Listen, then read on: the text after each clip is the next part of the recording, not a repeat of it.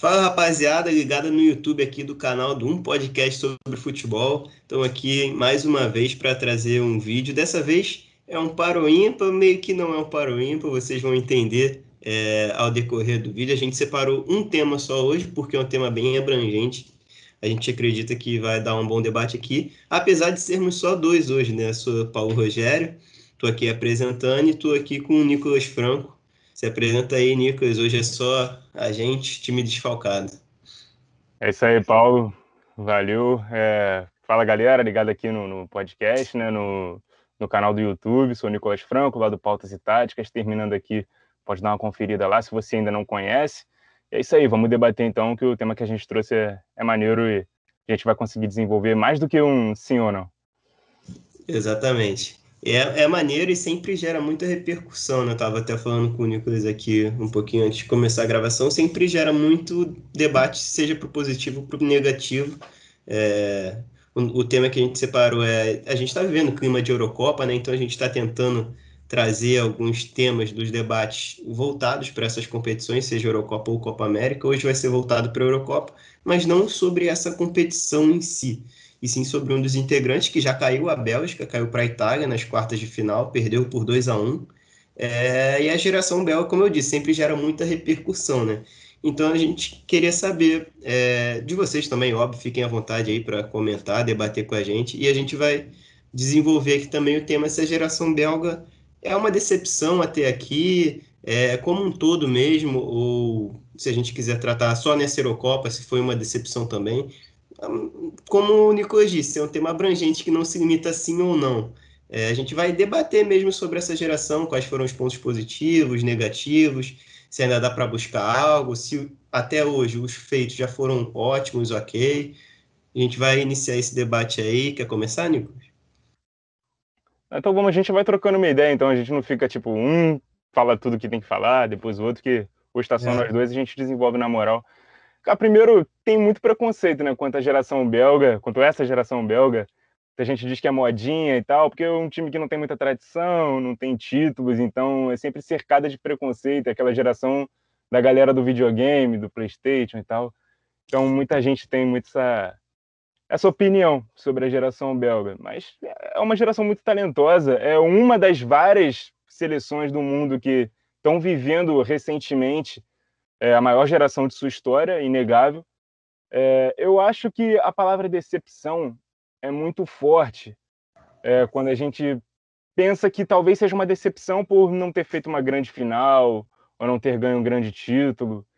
Mas, ao mesmo tempo, quando a gente for ver as grandes campanhas, né, desde que essa geração belga ela cresceu, ela ganhou notabilidade, bom, talvez a primeira grande competição tenha sido a Copa de 2014.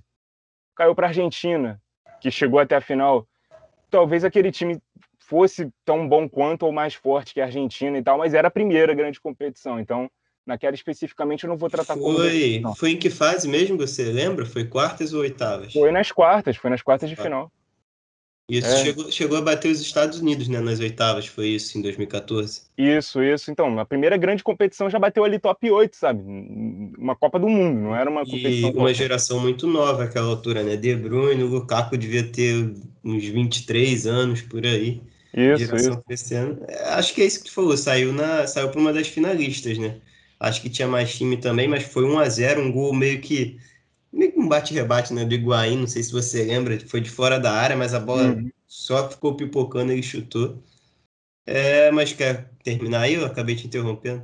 Não, é bom que a gente vai complementando uma outra, assim. Então, essa foi só a primeira grande competição e tal. Então, não dava para tratar como decepção nessa competição específica, porque ali a Bélgica era tratada como uma possível surpresa, uma possível zebra e tal. É, Um time menos experiente que poderia chegar longe, de fato chegou. Se a gente falasse nessa época umas cinco, por exemplo, para disputar, a gente não botaria a Bélgica. Ficaria ali Alemanha, Brasil, Espanha, que vinha de uma boa geração, talvez, Holanda, mas não estaria a Bélgica. Muito provavelmente alguém citaria a Bélgica com essa ressalva, ó, um time que pode surpreender. É, Aí chega a Euro de 2016 e ali sim a gente já esperava uma maturidade maior, né, da seleção belga, e eu lembro de duas derrotas assim que impactaram bastante, né? Para a Itália, que parecia um jogo profissionais contra amadores. A Itália realmente deu uma porrada forte na Bélgica. E o jogo em que ela é eliminada também nas quartas para o País de Gales, que era uma seleção que perdeu por 3-1, inclusive. Chega até as semifinais, óbvio, que eliminou nas quartas.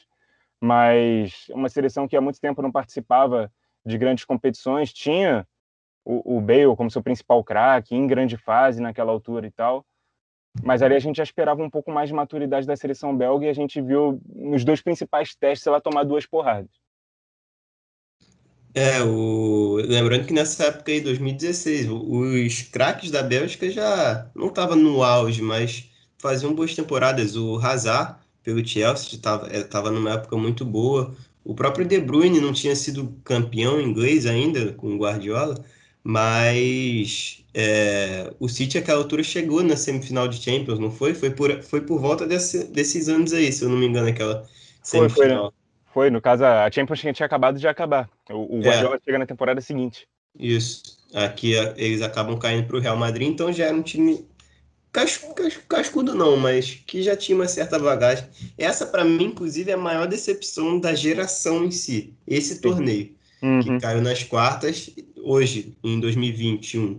Acabou caindo nas quartas também, né, para Itália, mas aí a gente vai falar um pouquinho mais disso depois. Mas aquela lá, realmente, acho que não é que a gente queria muito uma Bélgica campeã, esperava uma campeã, mas até pelo chaveamento esperava-se que ela fosse avançar, fosse chegar. E lembrando que o País de Gales enfrentou Portugal, né? Portugal, por mais que tenha sido campeão, tem diversas ressalvas contra esse campeão, essa campanha de campeão. Então, Uhum. esse passo de País de Gales seria, para mim, também seria favorita contra Portugal numa eventual semifinal. Até porque hoje a gente alça Portugal numa prateleira lá no alto por conta da geração que chegou nos últimos anos, mas até aquela altura não era essa potência que é hoje.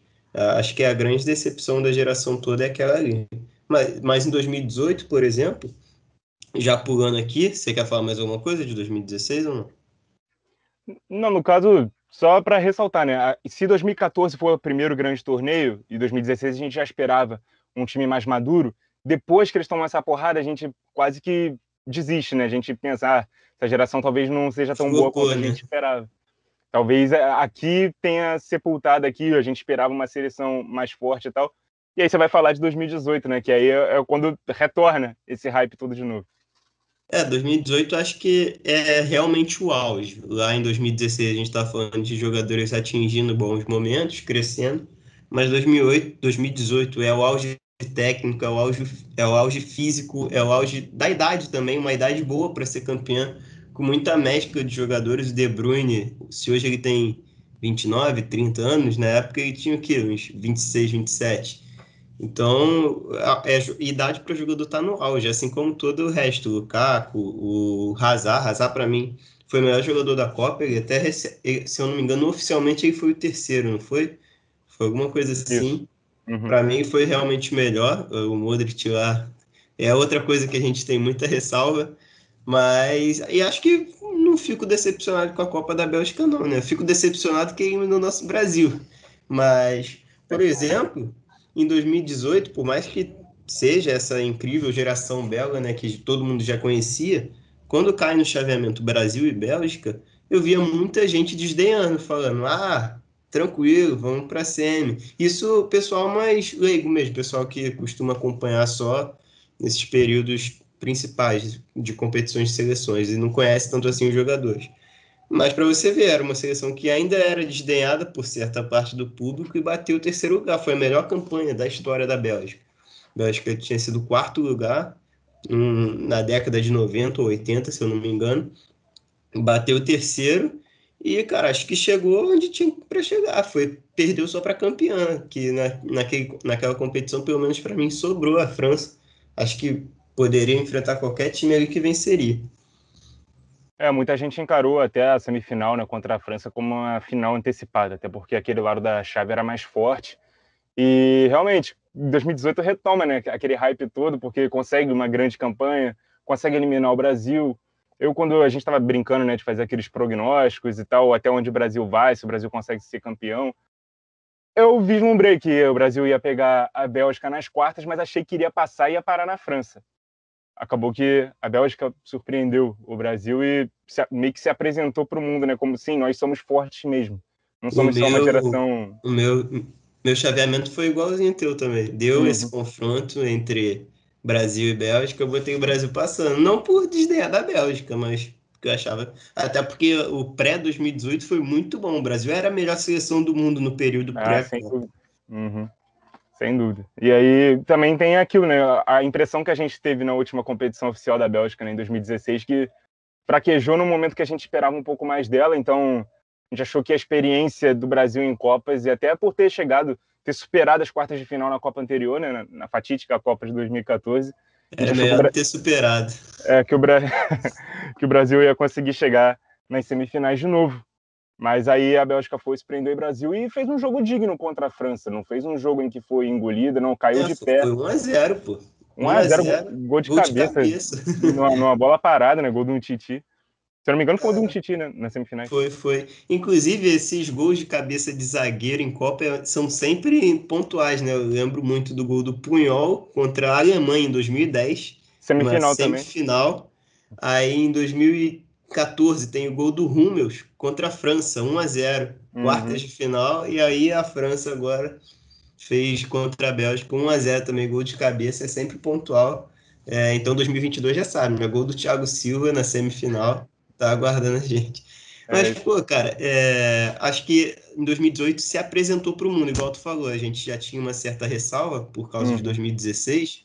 Então, essa fala, né, a incrível geração belga, no início era dita como verdade, mas essa palavra, essa frase ficou como um desdém, conforme Pejorativa, é, teve exatamente esse sentido aí. Aí quando o Brasil é eliminado, tipo, choca muita gente e a seleção passa a ser mais respeitada mesmo. Tu quer falar da Nations League dela? Que eu realmente não lembro. Vou até pegar aqui se você quiser falar. a Nations League eu não ia citar. Eu ia citar só essas grandes competições mesmo. Mas, por exemplo, depois da Copa de 2018, a Bélgica volta a fraquejar também na Para a Nations League, né? Suíça, né? Para a Suíça, sucumbe contra a Suíça, ia passar um só por grupo, a Suíça que passa, elimina a Bélgica com uma goleada, se eu não me engano foi 5-2 ou 5-2 5-3. se eu não me engano, né? É É isso aí. 5-2, então, ele perde por 5-2 para a Suíça, que não era uma seleção tão hypada assim. Então, meio que a Bélgica fica nesses altos e baixos, né, nas competições, e você até citou os gols de cabeça como são importantes, né? Eu lembrei de 2014, não na Copa do Mundo, mas na Champions, o gol do Godin, né, na final, no tempo normal, e o gol do Sérgio Que o Ramos Cacilhas empatando fale. no último minuto, né? Então 2 gols de cabeça de zagueiros numa final e tal, depois o Real Madrid deslancha, mas enfim. Cara, eu acho a seleção belga, a geração belga, como um todo, muito boa. E se a gente for olhar as seleções para as quais ela caiu, né? Agora na Euro também volta a cair para a Itália, apesar de ter caído contra a Gales, mas também tinha tomado a porrada da Itália em 2016. Mas Cara, antes só de tu falar isso aí, uhum, que a gente tocou na Nations, essa que perdeu para a Suíça, só para você ver, eu tinha falado que Gales era a maior decepção, mas acho que por conta da relevância da Eurocopa. Mas em 2018, na Nations League, 2018-19, né? Eu não tinha noção, eu sabia que tinha perdido, mas não lembrava. Eu tô vendo aqui a classificação. Cara, foi na última rodada esse Suíça e Bélgica. A Suíça tinha 6 pontos, a Bélgica 9. Ou seja, jogava pelo empate. E a Bélgica, ela tinha um saldo de 6. E a Suíça também. Ou seja, ela perdeu o jogo, ainda tomou o saldo para poder ser eliminada. A Suíça estava uhum. atrás em ponto, atrás em saldo, não, a mesma coisa em saldo. E foi uma remontada, uma pipocada mesmo essa aí. Em termos de pipocada, essa aqui acho que foi a maior, mas a decepção ainda fica com a de Gales mesmo, porque por conta de ser uma Eurocopa, né? O nível da competição era outro, o nível de concentração. Talvez a Suíça tenha jogado em casa nessa partida. Estava jogando, então, a vida dela, né, numa competição nova, entre aspas, e a Bélgica achando que iria se classificar de qualquer maneira e tal, porque estava com alguma vantagem ali na tabela. Mas, Inclusive, a Suíça pega Portugal, né, na semifinal da Nations. Então, a Bélgica poderia de novo ter pego Portugal, assim como foi em 2016. Se passasse de Gales, a gente teria dois confrontos aí que poderiam ter existido, né? Que seria interessante ver Portugal, que foi o campeão, então acho que seria um baita confronto. Podia ter até mudado o curso da história, né? Portugal ganhou as duas competições, podia ter a Bélgica pelo caminho nas Exatamente. duas, e podia ou Pode não ser ter campeã. perdido nas duas. E podia ser campeã nas duas, a Bélgica, caso. Uhum. A gente não está falando de jogos aqui como contra a França, contra a Itália, por exemplo. Foi jogo contra a Suíça e contra o País de Gales. Duas seleções que dava para a Bélgica ter vencido. Pois é, o comentário que eu ia fazer, ele na verdade ele é o contrário, assim, pelo nível das equipes que a Bélgica enfrentou, né? Por exemplo, a Argentina lá atrás, a Itália agora recentemente nessa atual Euro, acho que não dá para a França em 2018, não dá para encarar como decepção, sabe? Perdeu em jogos equilibrados contra times tão fortes ou mais fortes, né, do que ela. Então, talvez a próxima Copa seja a última chance, né, dessa geração. A gente já esperava e tratava a Bélgica como favorita agora, até por isso. Ou perde ali o Company, né, depois de 2018, mas ainda tem uma geração ali surgindo e outra se despedindo, principalmente do meio para trás. Acho que a defesa ainda está bem envelhecida. Exatamente. Eu acho a gente vem estando competição por competição e não chegou nessa Euro de hoje. Uhum. Quando começa a Euro, tem as convocações e tal. Teve a convocação, a gente até ficou debatendo. Quando eu vi a zaga da Bélgica, caraca, cara, não tem mais, sabe? São os mesmos caras, basicamente. Alderweireld, Vertonghen, Vermaelen, mais longe de ser o auge já. O auge, como a gente falou, foi em 2018, que estava todo mundo bem. Hoje eu Uhum. já não tenho um cara que eu confio ali na zaga da Bélgica. E o melhor zagueiro, que era o Kompany, ainda perdeu, aposentou, né? Então já não é um auge da seleção. Por mais que eu acho que seja o auge do De Bruyne, por exemplo, do Lukaku também, as grandes estrelas vivem o auge, com exceção do Hazard. Mas o resto acho que caiu já um pouco de nível, mas ainda é uma seleção fortíssima. Tanto é que o nosso amigo Henrique botou a Bélgica como campeã da Euro e não era absurdo, pô. Eu mesmo também coloquei. Eu Colocou? achava que a Bélgica ia ganhar exatamente por isso, cara. Que eu achei que agora era o tempo certo, era o período de auge, era o período de dar a volta por cima e de se solidificar, sabe? Se consolidar. Porque era praticamente o último ciclo. Agora vai ter uma última chance na Copa do Mundo.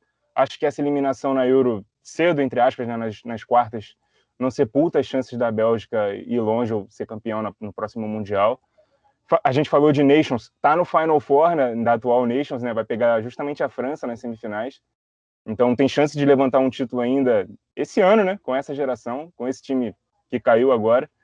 Então, a minha resposta é que, bom, decepção não é. Eu acho que é um grande time que chegou, que poderia mais, como vários outros, né, que chegaram a ser campeões em outras épocas também, mas que em gerações específicas não foram. Como a Inglaterra, como Portugal, que já Mas teve tu acha várias que, gerações. tipo, tu esperava. Lógico, o auge é sempre um título, né? Que a gente sempre espera. Uhum. Mas, cara, é o que a gente tava falando. Não consigo dizer que foi decepção. Pra mim, passa longe, sabe? De ser decepção. E pra mim foi um sucesso essa geração. Por mais que pareça meio estranho dizer isso, porque não teve título. Mas, cara, é o que a gente tava falando. Caiu pra Itália. Uhum. Agora, na Eurocopa, a Itália é o melhor futebol da Euro. Não sou eu que estou dizendo, é muita gente, todo mundo diz que a Itália é o melhor futebol da Euro. E se a gente olhar o chaveamento, foi cruel também com a Bélgica, né? Que a Bélgica pega Portugal nas oitavas e passa. Portugal, que também era outra seleção muito cotada para ser campeã, passa de Portugal, aí pega a Itália e caso avançasse, ia pegar a Espanha, é verdade. É uma seleção mais fraca, mas é uma grande seleção e poderia lá atrás, quando saiu o chaveamento, projetava-se que fosse uma França aqui no lugar da Espanha, né? Só que a Suíça acabou vencendo, enfim, e ainda teria uma final para jogar, sabe? Contra uma Inglaterra, talvez do outro lado, uma Alemanha, que eles acabaram se enfrentando. Então o chaveamento também não foi dos mais legais com a Bélgica. Então, acho que tipo, em 2014 caiu para vice-campeã, 2016 é a decepção, 2018 cai para campeã e agora cai para mim uma das finalistas, já querendo dar um spoiler aqui, não do que vai acontecer, óbvio, mas do meu palpite, que é a Itália cai para o melhor futebol, então eu não trato como decepção. Essa seleção tem o melhor desempenho da Bélgica na história das Copas, que a gente disse aqui, terceiro lugar em 2018. Líder do ranking da FIFA. Exatamente. E não foi um líder que apareceu e sumiu, não. Tá o líder, ó, há Há um muito tempo. tempo. Uhum. Desde antes da Copa de 2018, se eu não me engano, é a líder do ranking da FIFA. Então, ela está um ciclo inteiro. A gente vai chegar em 2022, provavelmente, com a Bélgica ali ainda. Concordo com o que tu disse de que 2022 é a última chance, até porque agora a gente já tem algumas peças envelhecidas. 2022 está mais um ano à frente, né? Ou seja, vai estar mais velho, obviamente, mas o E De vai, Bruyne acho que e não vai ter cai que de. remar para mais um ciclo de 4 anos, né? Então os caras vão chegar 5 anos mais velhos do que hoje. Exatamente. E, por exemplo, De Bruyne na próxima, em 2026, que eu digo, já não vai estar no auge. Hazard já não está no auge, né? Mas Lukaku principalmente, que é esse cara que depende muito do físico dele, até mesmo De Bruyne, pro jeito que a Bélgica joga, de puxada de contra-ataque. Então, vai sentir a idade, é inevitável. Mas acho que para ano que vem, 2022, chega forte sim. E se sai esse título da Nations esse ano, porque muita gente desdenha, né, da geração belga, por isso, inclusive, que a gente trouxe esse tema para cá. Vi muita gente desdenhando depois da desclassificação contra a Itália. Mas se sai um título da Nations, olha como essa seleção termina não, né? Mas fecha, de certa forma, o ciclo ainda tendo uma Copa para jogar. Vai terminar com um título de Nations e melhor campanha de Copa do Mundo da história. Então, acho que um título ali muda praticamente todo o olhar em cima dela. Com certeza, essa geração ela já fez história internamente, né, dentro do próprio país. Eu acho que o título seria só uma grande coroação. Então, eu concordo contigo, Paulo. Não é uma decepção, não classifico como decepção. Classifico como uma grande seleção em meio a outras grandes seleções, né, que teve o azar de ser contemporânea a outras seleções também muito boas. E por isso não venceu. Acho que teve ali seus momentos ali de deslize, de fracasso, mas que num todo, acho que o saldo é positivo. Acho que essa seleção é muito boa, a geração é muito boa, é inegável. Os jogadores individuais são destaques de alguns dos melhores clubes, das melhores ligas do mundo. Então, quando se reúne, muitas vezes não dá tão certo, mas o time joga um futebol bonito de se ver, tem um técnico muito inteligente que sabe usar bem as peças, então não classifico como decepção. Claro que poderia mais, mas já é a maior geração da história do país, então excelente. Fora que a gente está falando muito dos jogadores, mas é um bom técnico também, Roberto Martínez. Não é fácil também você, como tu disse, várias estrelas juntar assim, dar certo. E ele que não joga de uma maneira só, né? Ele se adapta, lógico, com o diverso leque que ele tem em mãos. Mas é uma baita seleção com um bom técnico também. Acho que passa longe de decepção. Agora vamos ver, né, se ganha Nations ou não. Enfim, acho que nosso veredito aqui, né, é que a incrível geração belga é realmente incrível, né? É incrível, poderia mais, mas tá longe de ser uma decepção, de ser tratada com desdém, como fracasso, isso com certeza não. Os belgas daqui a 50 anos vão olhar para trás e vão falar, caraca, vai contar para os filhos, pô, vi Hazard, De Bruyne, aquele time era invencível, vai render muitas histórias esse time aí. A Quer gente falar mais eliminou, alguma? a gente eliminou o Brasil numa Copa do Mundo. Pô, isso com certeza. Foi provavelmente um dos auges ou auge talvez da história da seleção belga. É tratado como a vitória mais importante da história da seleção belga. E até por estar numa campanha, numa fase aguda também da competição. É isso, quer falar mais alguma coisa ou fechamos? Não, fechamos. Fechamos, então a incrível geração belga é incrível. Se você discorda, é só falar aqui embaixo, mas diz também por que você discorda. Só lembrando aqui, a gente não está ignorando as sugestões de vocês, tá? A gente está de olho aqui. Eu já, inclusive, estou anotando várias não, todas elas eu estou anotando. A gente só não está trazendo agora porque, como eu disse lá no início do vídeo, é período de Copa América, Eurocopa, então os programas estão mais voltados para essas competições. Mas quando acabar, a gente vai ter um tempinho aí até a temporada europeia começar. Então, com certeza, a gente vai usar esses temas de vocês aí e continuem mandando que a gente está de olho. Vou encerrar aqui então. Sou o Paulo Rogério, né? Você pode. Lembrando que se você está vendo pelo YouTube, você não pode continuar vendo pelo YouTube, tá no Spotify também, o seu agregador de podcast preferido, obviamente sem imagem, né?